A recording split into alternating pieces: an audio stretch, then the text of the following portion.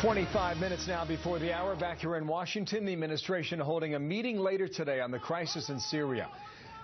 The president will talk with leading members of Congress. Meanwhile, the House Speaker John Boehner saying in a letter, quote, the following: I respectfully request that you, as our country's commander-in-chief, personally make the case to the American people and to Congress for how potential military action will secure American national security interests, preserve America's credibility, deter the future use of chemical weapons, and critically be a part of our broader policy and strategy. 14 big questions in that letter. Randy Forbes, Republican from Virginia and a member of the House Armed Services Committee, with me here in our nation's capital. Good morning to you. Let me get to the letter in a moment. Also, your position is what regarding Syria?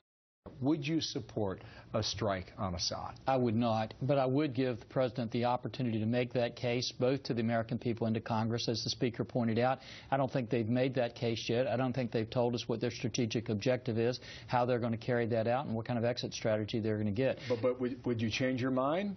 Could you change your mind? You could always change your mind based on additional evidence, but based on what we've been given to date, Bill, I do not believe that we should get involved in a conflict in Syria. Why not? I think, first of all, it's this rattling of sabers in Syria takes our eye off the real ball, which is Iran. I think Iran is loving the fact that we're focusing on Syria. Secondly, I think that nobody can guarantee that this is going to be just a two-day conflict, as the President's talked about. We could be locked in for years in a conflict in Syria. I think our military's been stretched too thin by this administration. They've cut $587 billion out of national defense, and then on top of sequestration. I think it's the wrong course of action for us right now. He talked yesterday, the President did, about a shot across the bow. The problem is that sufficient, or how do you interpret the comment? Well, Bill, I think when you're talking about a shot across the bow, I think it's really like a smack in the face. And if somebody walks in and smacks you in the face and then says, but we're done, we're going to get out of here, you can't always control that on the international scene. And I think that's what the President is beginning to realize now as he relooks this thing and wonders if we can really do something for 2 days and get out. So is it your sense now that there is a backstep? Bill, I think at least in the public statements, or possibly even in the plannings? I think it could be in both, Bill, and if you kind of look at what you're seeing both from the President, the White House, and also from the allies across the globe right now, I think they're taking a pause and saying maybe we need to do a better job at making this case to the American people and But Secretary Kerry was very firm 2 days ago. Is this a suggestion that they're caving?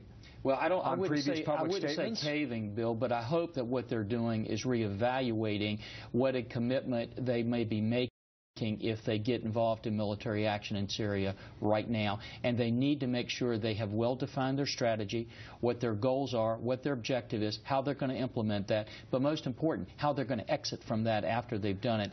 I haven't heard that. If they have done it, they haven't made that case yet to Congress or to the American people. One other thing the President said yesterday was about securing the national interests of America. What is the national interest today inside the borders of Syria? Well, Bill, I think that's the big question. I don't think the President has made that national interest to us. Obviously, we're very concerned about chemical weapons, but I think at this particular point in time, under the War Powers Act, it seems very, very clear to me. You either have to have a declaration of war, you have to have authorization by Congress, or we have to have imminent threat or an attack on American interest, and that hasn't taken place yet. And I think the President has to make the case as to why he thinks that's happened. He has failed to do that Now, yet. you signed this letter, more than 100 lawmakers have, primarily on the House. 2/3, I think, are Republicans who have signed that. About a third are Democrats. We talked to Peter King yesterday. He says the President does not need the authority of Congress. Yeah. He can get 45 or 60 days after a strike and get it then. Well, is he wrong? Well, I think he is, and I'll tell you why. I think very clearly if you had a Tomahawk missile launched into New York City tomorrow, I think we would determine that to be an act of war. I think the same thing applies when the United States begins doing that to other countries. And I think when it comes to acts of war, I think the War Powers Act makes very, very clear what the President has to do. He has to, one, have found that there was a declaration of war. None has been issued yet. Two, he has to have authority from Congress. None has been given yet. Or three, American interests have had to have been attacked or in imminent danger of attack. None of that's lined up yet, so Bill. You do not support a strike, and this is a very critical point here now. Many have come forward, especially within this administration, by way apparently of Israeli intelligence, that chemical weapons were used about a week ago. If you do not strike now, in a month from now, or 6 months from now, perhaps it's not a couple hundred dead from chemical weapons. Maybe it's a couple thousand, or even 10,000. Are you prepared to live with that? Well, first of all, Bill, I'm prepared to live with the fact that the President needs to make the case, one, as who actually used those chemical weapons. We're open to him doing that. Number two, I think you have to be very, very careful and also ask the question, what's the result if the United States gets involved in a conflict in Syria right now? We've had some of our military experts say that that could last as many as 10 years. We don't know the extent of that. And I think that's very, very important that the American people know that before we begin military action in Syria. Randy Forbes, I appreciate your time. Thank you for coming in. Republican from Virginia, not too far from our location here in Washington, D.C. Thank you. Back to Martha now.